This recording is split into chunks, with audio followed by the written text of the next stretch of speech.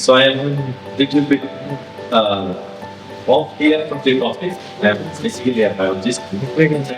Professor Kumar, remaining here to share our research experience and our research activities with this Indo-French. We have other related with our friends. I will come to that on my slide. So I'll be talking on evaluation of biomedical cells as biomaterial for chilled biomaterial. So we all know biomaterial is any material which is other than right, which interacts with the living system, right? And without causing any adverse effect. Very simple definition. And there are various classes of material. I'm not going into the details. There are polymers, ceramics, metals, composites, mix of everything.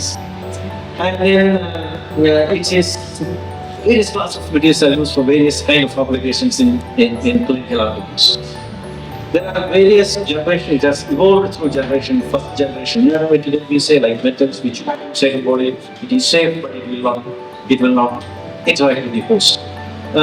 Second generation is bioactive, like hydroxyapatite, which interact with the system so that as the defect is cleared, the material will be used. Third generation is regenerative and functional tissues, living tissues that we fabricate. So this, if you classify this, it's basically biomaterial science as grown up to tissue engineering and then to regenerative tissues. I am from biomedical technology wing of our institute. My institute is located in Trivandrum. It's the southern part of Kerala, capital of Kerala, Trivandrum. It is Thiruvananthapuram, and yes, Trivandrum, the British here is town in Trivandrum. So this is Sangamon Palace. It's a beautiful palace inside our campus. This is Sena Bhagavati Bhai, who traveled about for 16 years because the king, when he was born, was 6 months old. So until he gets into 16 years of age, the Mahatma ruled on this right palace. So this is really Sena Palace. And this is the engineering block, new block. There are various department additions to our institute.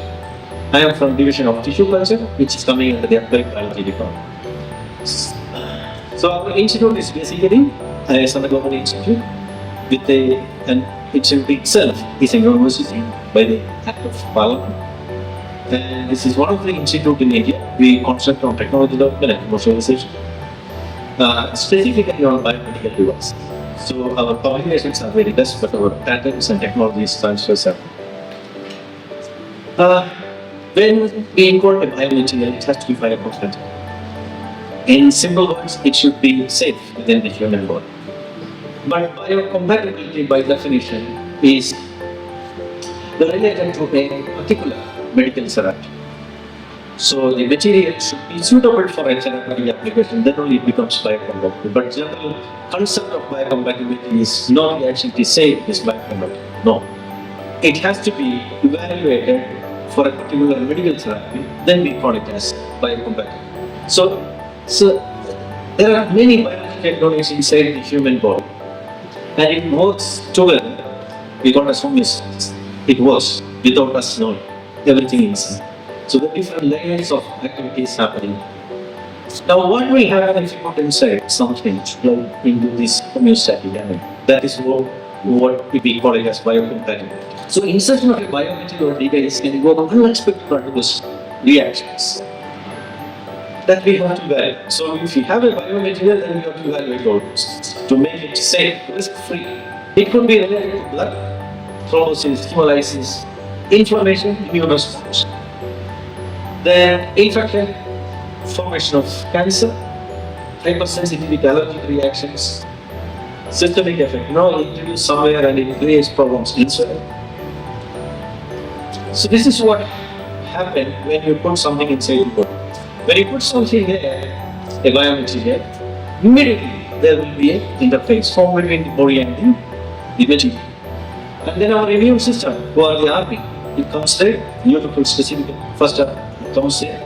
It identifies that something is there, then it calls macrophages, come there, eliminate this. We try to eat up. When the size is small, it forms group together to form foreign body giant cells. Then try to engulf it. Still it is larger, then it signals something else called fibroblast. When fibroblast comes there, put collagen around the material. We call it as fibrous. And the fibrous capsule will be formed. And the fibrous capsule will separate the material from our body, and it keeps. Then we call it as compatible. Yeah, there is no problem. So there is a status of different activities happening there. So when a medical device is made and introduced, we have to evaluate sequentially. I mean, I'm speaking this slide in the interest of time. According to CDSCO, like FDA, we have CDSCO done for our office. We give directives by medical device rules in 2017. We have till then there were no kind of medical device rules. In 2017, we have this published, which classifies medical devices into 4 categories: A, B, C, D. And D is high risk, like heart valve and all those things. And class A, like simple things like electrodes, those things. We follow ISO standards for evaluation of biomaterials and devices. If you see, cytotoxicity is a mandatory test for all of those devices, in whatever short-term duration, long-term contact duration. And when a medical device is developed, it goes through different stages. So, ideation, then concept, we say that proof of concept we develop, then the prototype has to be developed, and the prototype has to be tested. The components of the prototype has to be tested. The device has to be evaluated as such. So it goes through various stages of evaluation. Like this is 1, 2, 3, 4. Then, I mean, it's the same, but in the interest of time, I'm skipping this slide. So basically, we are evaluating drug for its safety and efficiency. Whereas for a device, we are testing biocompatibility and its functionality. So there are screening tests, material toxicity tests, and functional evaluation. That means if I have a device which is of say one component or many components, I will test each component separately to know that it is non-toxic, and then make a device, and the device will be tested as a single device. So these are the various stages of material evaluation. The first one is hemocompatibility. Anything which goes into the body will come in contact with blood. So you have to test hemocompatibility first. There are various, ISO 10 part 4 describes that. Then comes the cytotoxicity, or lab does that. So we have positive control, negative control, and compare with the material. I mean, there are qualitative tests and quantitative tests of cytotoxicity. We follow part 5. This is our lab. This is a service, also paid service. So we are accredited by COFRAC, that is a French connection. COFRAC for 21 years now. When COFRAC accredited one lab, then they won't accredit any other lab in that country, and we are accredited for the past 21 years. So this logo means a lot. They visit us every year. And whenever there is a lot of other tests comes, other than standard, we also do those kind of tests. Then comes the irritation. So blood, cell, and then gets into animal. Now inside a host, there are 2-3 tests: sensitivity test, irritation test, allergic reactions, subcutaneous implantation, muscular implantation. There are various stages. It goes like standard 10, 11, pyrogenicity, whether the device will make fever in the animal, and then finally all those implantations. Now I'm getting into the, and then goes to the final preclinical evaluation. Now my topic is 3D bioprinted functional constructs. How we evaluate that? When we started this program, there was nothing to look at, and slowly we learned all those things. So when a device is made, it has to be, now I'm talking about engineered functional living tissues. The tissues we make in the lab. What type of tests we have to do? At what levels? Which standard? So those things are very complex. We don't have any standard to evaluate bioprinted construct. in our country. So we are working towards developing standards for that as well. So there are various challenges when we think about creating organs. Why we need to create organs? Organ transplantation is there, but there is shortage of organs. So we have to get a donor which is completely suitable. So there will be tissue rejection. If it is not, then there is shortage. There is a lot of ethical rules. End result is long waiting list, and the window time is very less. So we think about tissue engineering. This field also is old, over 25-30 years now, where we try to develop biological substitute with three different things: the cells, scaffold, and its growth factors. So we make a framework of the tissue, seed cells, and put it in a bioreactor with nutrients, and it matures into a tissue for transplantation. That is the concept of tissue engineering. It could be in two different ways: top-down approach and bottom-up approach. That means you make the framework of the organ, seed cells, make it mature. Or you take cells, make the cells assemble together to form the tissue. I'm talking about bottom-up approach. We have cells fabricated into a tissue. It is not fiction anymore, because there are many successful clinical applications in India itself. Cornea by L.V. Prasad Eye Hospital, Aravind Memorial Hospital for cornea, both from our own institute, that the segmental defect was clear. Lab-grown tissues and organs are no more fiction. This is from one institute, Precursors Institute of Regenerative Medicine, where I learned 3D bioprinting. And then this bladder, it was implanted in a boy. He was 5 years old. Now he is, I think, 28 years old. So it's not anymore a fiction. Then when tissue engineering is there, why need to have tissue bioprinting? Why is it's necessary? Because for tissue engineering you make a framework and then seed cells. So clinical size organs are large. When you seed cell it might not go inside. And even if the cells go inside, the nutrients are not there, it migrates out. And the center portion will become necrotic. Now 3D bioprinting is a computer operated mechanism. Additive manufacturing. You all know I am not going to 3D printing. It's an additive manufacturing process based on a computer design, the printer prints. So you can design the vascularization, the cell concentration, where it has to be deposited. So as the construct is developed, your cells and everything is already predefined. So that's the advantage of 3D bio. So it is an automated generation of biological functional products. Now for 3D print bioprinting, when we started, we first focused on developing a bioink. To print, you need an ink, and the ink contains living cells and growth factors. So it is called Bioink. This has to be developed. Now the ink is a material which should be evaluated as a biomedical, because it is getting into the body. That is what I am going to present here. Bioink is a formulation of cells suitable to be processed by an automated biofabrication. There are various classifications of bioink for 3D bioprinting. I am not getting into that. We are talking about the functional bioinks here and structural bioinks here. It should be evaluated for the printer, for the tissue and the cells. So the evaluation process is complex. It has to be biocompatible. It should have mechanical property of the tissue. It should be printable. And once printed, it should retain the shape, structure. It should be clinically proved. Then only it can be used inside the body. There are various printing technologies. High viscous bioink, low viscous bioink as cell suspension. There are different printers for that, printing technologies. For example, and each one has advantages and disadvantages. For example, extrusion printing can print very high cell concentration, but high viscous bioink.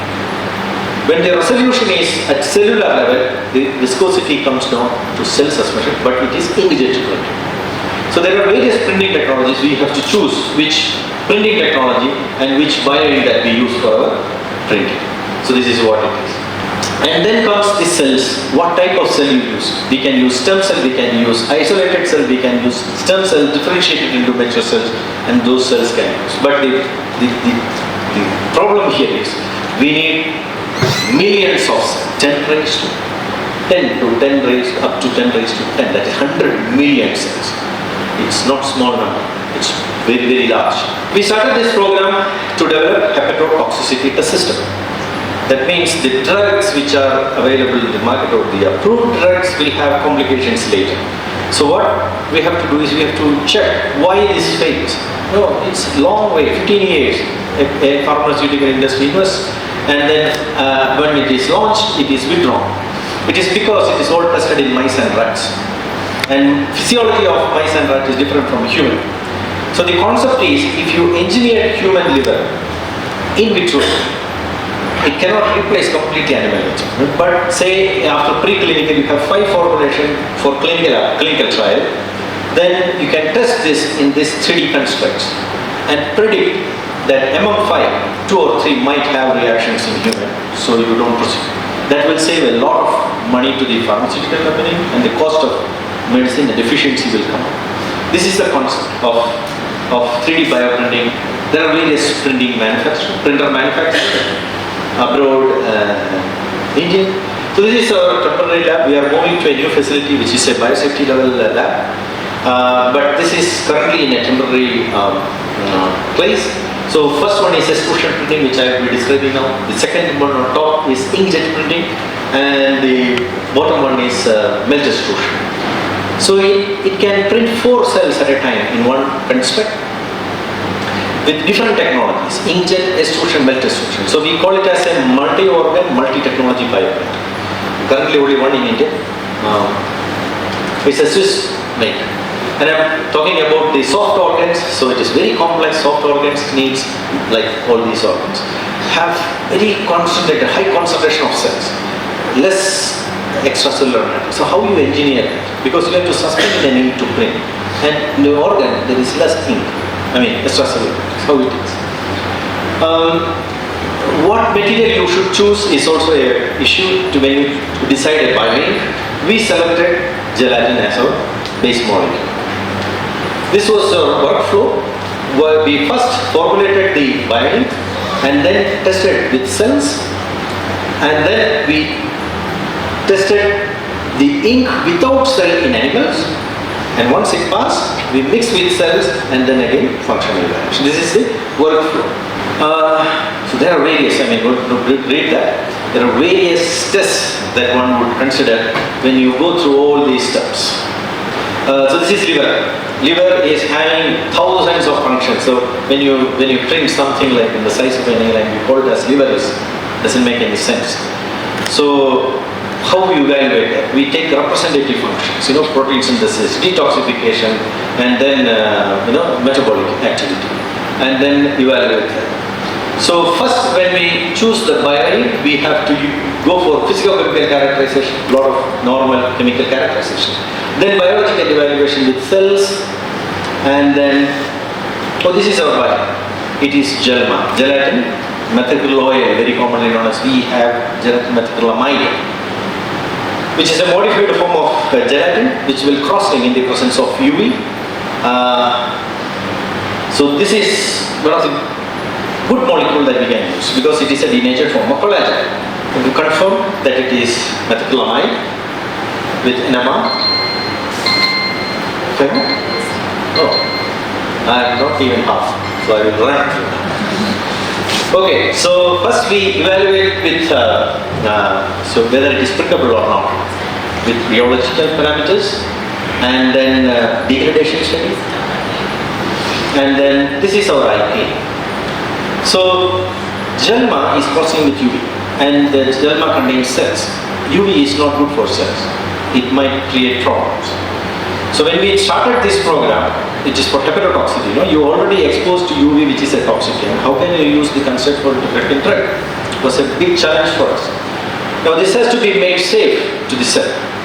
So what we have done is we have thought about adding UV safe molecule, which is free radical scavengers, into the system so that the gelma cross-link, but it doesn't affect the cells.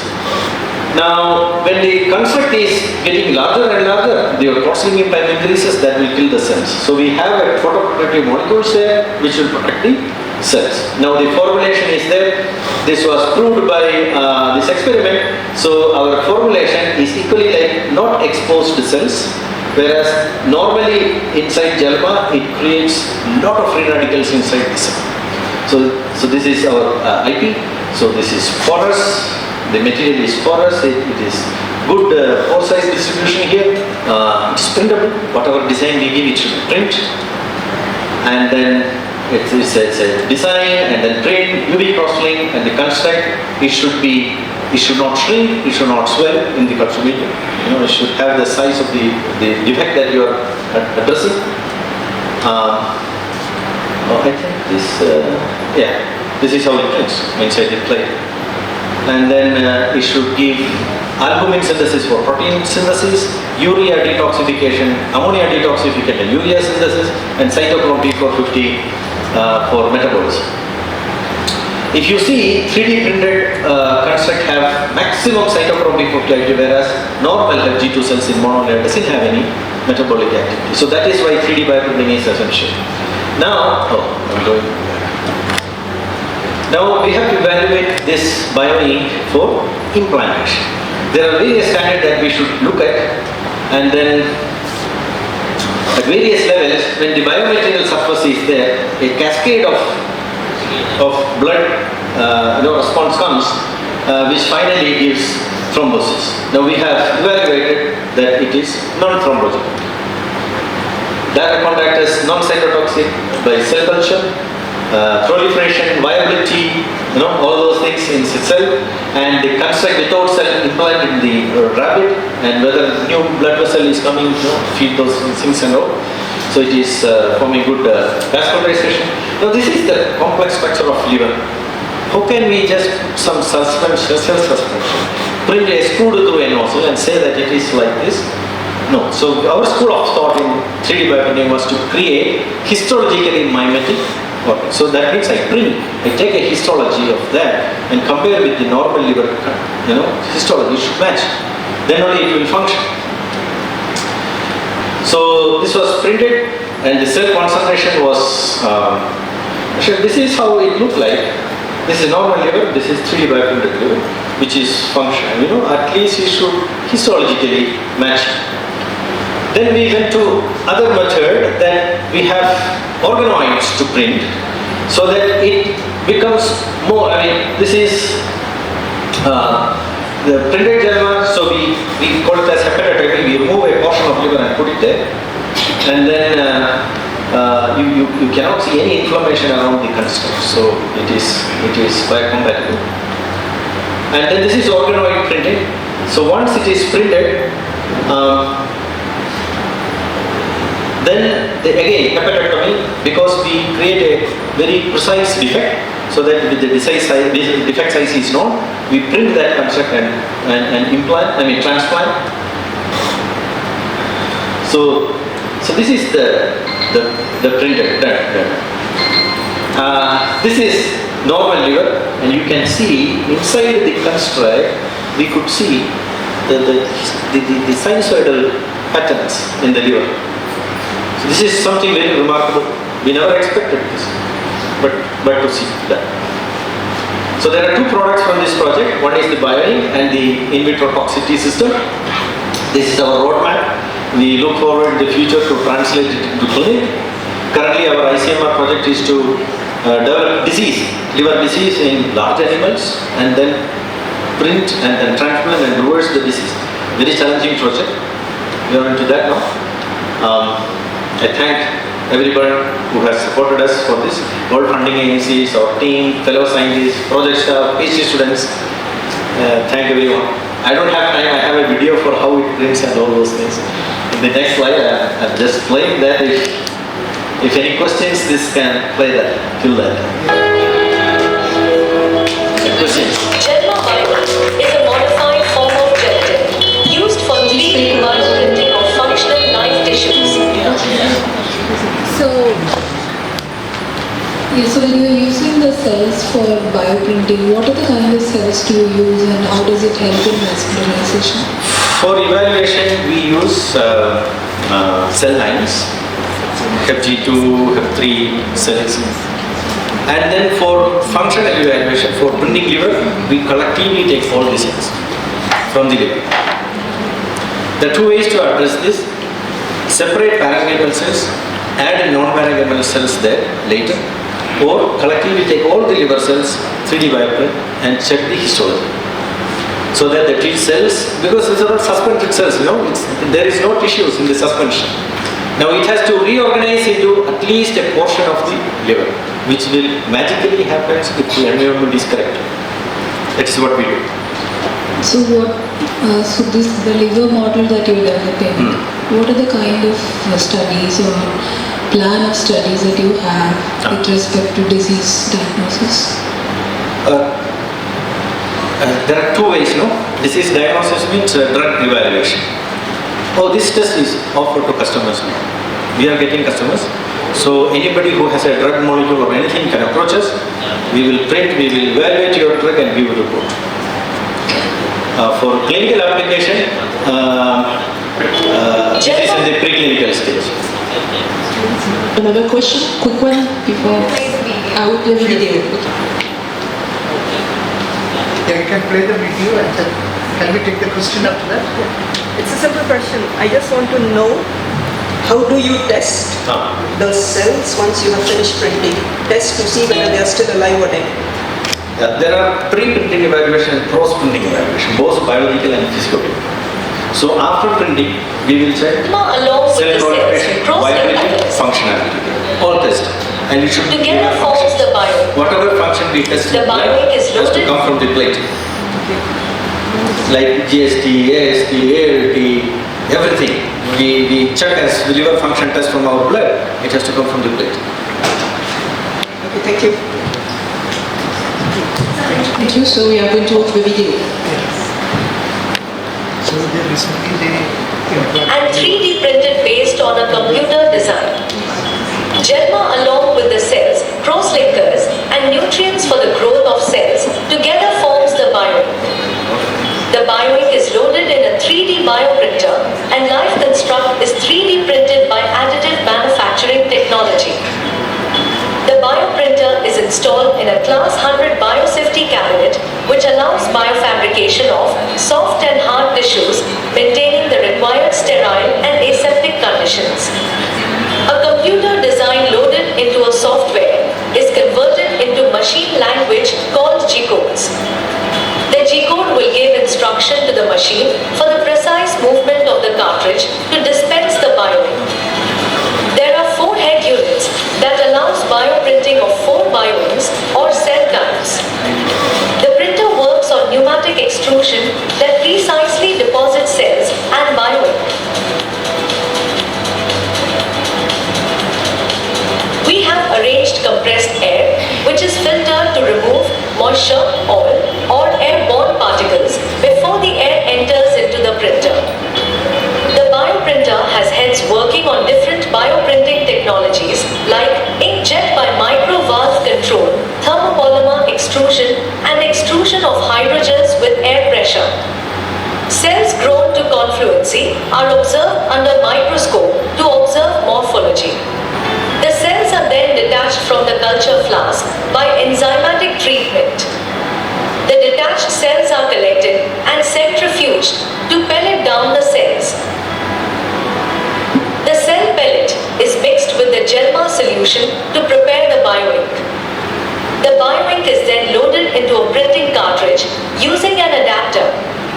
The printing cartridge is then connected to a pneumatic extrusion head. A nozzle with desired diameter is then connected to the cartridge and the cartridge is placed on the extrusion print head. The bioink is then dispensed in layer by layer manner according to a predefined design fed into the printer as G-code. The bioink can be dispensed into different cultureware such as petri dish or a multi-well plate. The printed construct is then stabilized using UV light. The bioprinted construct is then supplemented with culture media and allowed to mature inside a carbon dioxide incubator. Now the bioprinted construct is ready for in vitro drug testing or for transplantation. It can be used in the biofabrication of tissues of organs such as liver, kidney, pancreas, skin, brain, heart, etc.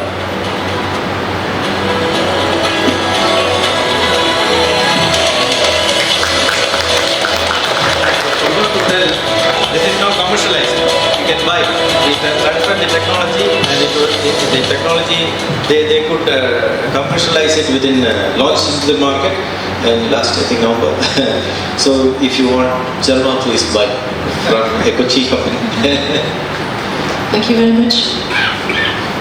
So now we are going to listen to the Long live India and France friendship.